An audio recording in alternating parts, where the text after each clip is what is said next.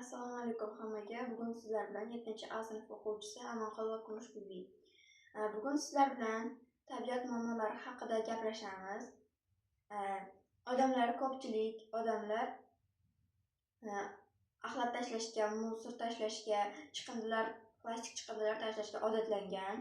Agar biz plastik chiqindilar tashlasak, atrof muhitimizga bu zarar va ekologiyamiz uchun ham zarar va kislorodimiz kamayadi, viruslar ko'payadi, odamlar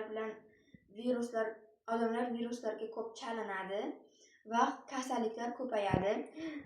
Jonzotlar ham susayadi, o'rmonzorlar kamayadi. Agar hozirdan biz tayyorlanib hamma yoqni yig'ishtirsak, bu kelajak avlod uchun juda muhimdir va kasalliklar kamayadi. Rahmat.